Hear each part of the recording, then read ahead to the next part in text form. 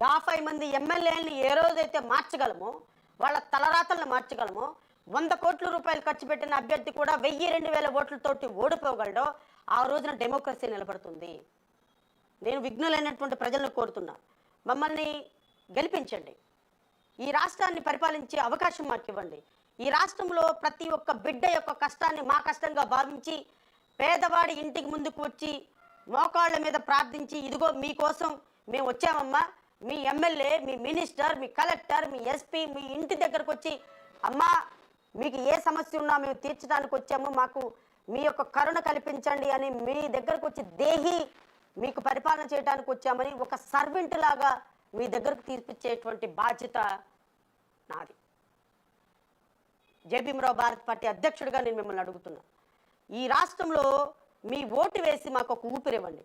పరిపాలన అంటే ఎలా ఉంటుంది, రాష్ట్రంలో ఫ్యాక్టరీస్ ఎలా తీసుకురావాలి, లా అండ్ ఆర్డర్ అంటే ఎలా ఉంటుంది, ప్రత్యక్షంగా పరోక్షంగా కేంద్రంతో సంబంధాలు ఎలా చేయాలి, ఈ రాష్ట్రంలో మహిళలకు భద్రత ఎలా కల్పించాలి, రైతన్నలు పండించిన పంటకు 1.5 రెట్లు ఎక్కువ ఇచ్చి ఈ పంటని ప్రభుత్వమే కొని ఒక వ్యవసాయం చేయాలి అంటే పోటీపడి నేను వ్యవసాయం చేస్తానని డిగ్రీలు, బీటెక్లు, ఎంటెక్లు చదివినటువంటి విద్యార్థులు వ్యవసాయం కోసం పొలాల్లోకి పరిగెత్తేటువంటి ఒక అద్భుతమైనటువంటి విజన్ ఈ రాష్ట్రంలో రావాలి అంటే జేబీఎంరావు భారత్ పార్టీకి నాకు ఒక అవకాశం ఇవ్వండి అమ్మా, నాకు ఒక్క అవకాశం ఇవ్వండి.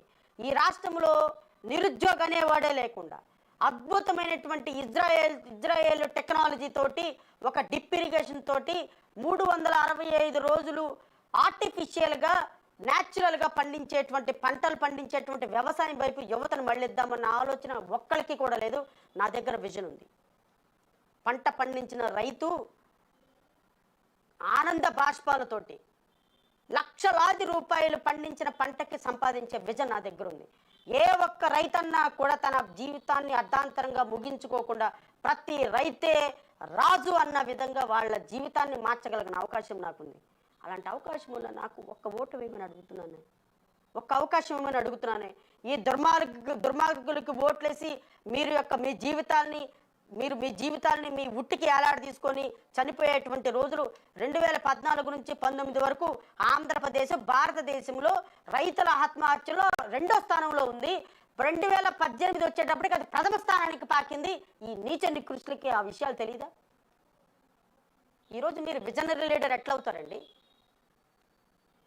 రైతుల ఆత్మహత్యలో దేశాన్ని అగ్రస్థానంలోకి తీసుకెళ్ళినటువంటి మీరు రైతుల గురించి ఏం మాట్లాడతారండి? ఈ విషయాలన్నీ ప్రతి సామాన్యుడికి రీచ్ అవ్వాలి, ప్రతి సామాన్యుడు వినాలి.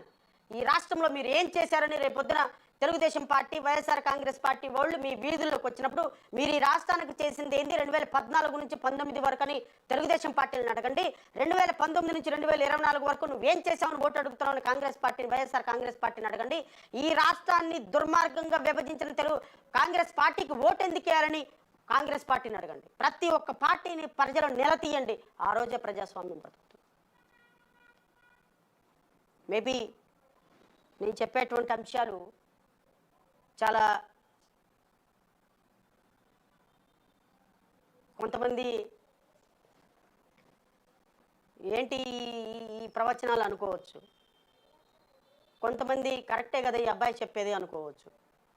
కానీ మార్పు అనేది మొదలవటానికి మొదటి అడుగు మన ఆలోచించండి. ఓటు వేసేటప్పుడు మాత్రం ఇవన్నీ మనసులో పెట్టుకోండి. ప్రతి ఒక్క ఓటు మన రాష్ట్రాన్ని, మన భవిష్యత్తుని కాపాడే విషయం అని గుర్తుపెట్టుకోండి. ఈరోజు ఎలక్షన్ కమిషన్ వాళ్ళు చివరిగా ఒక మాట చెప్పి ముగిస్తారు. ఎలక్షన్ కమిషన్ వాళ్ళు వచ్చి ఈ రోజున ఒక ప్రెస్ మీట్ పెట్టారు. మీరు ఎలక్షన్ కమిషనర్లు అందరూ కూడా ఐఏఎస్ ఆఫీసర్లే ఉంటారు, మీకు తెలుసు. అందరూ కూడా కోట్లు వేసుకొని ఉన్నారు. నాకు ఎంత బాగా అనిపించిందంటే, ఒక ఎలక్షన్ కమిషనర్లు కోట్ వేసుకుని ఎందుకు వచ్చారు అంటే ప్రజలకి అకౌంటబిలిటీ. ఒక సూట్ వేసుకొని అడ్రస్ చేస్తున్నప్పుడు మన మనసు, మన మాట చాలా స్పష్టంగా ఆలోచిస్తాయి. ఒక అధికారిగా సిస్టమ్ని చాలా అద్భుతంగా పరిపాలించాలి, సిస్టమ్ లాగా చూడాలి, తప్పు చేసిన అధికారిని పనిష్ చేయాలి, లేకపోతే లాని లాగా చూడాలి అనుకున్నటువంటి వ్యక్తులు మాత్రమే కోటేసుకోవాలా? రాజకీయ నాయకులు కోటేసుకోకూడదా అని నాకు ఒక థాట్ వచ్చింది. అంటే బై ప్రొఫెషన్ నేను న్యాయమూర్తిని కాబట్టి, మొదటి నుంచి అలవాటైంది కాబట్టి నేను కోట్ వేసుకుని రాజకీయం చేయటం మొదలుపెట్టిన. బహుశా భారతదేశంలో లేకపోతే ఆంధ్రప్రదేశ్ రాష్ట్రంలో కోట్ వేసుకొని రాజకీయాలు చేసే మొదటి రాజకీయ నాయకుడు నేనే కావచ్చు. ప్రాబబ్లీ దానికి రాజకీయంగా డాక్టర్ బిఆర్ అంబేద్కర్ కూడా స్ఫూర్తినిచ్చారు. 1950స్లో 1940స్లోనే డాక్టర్ బిఆర్ అంబేద్కర్ కోట్ వేసుకుని రాజకీయం చేసేవాళ్ళు.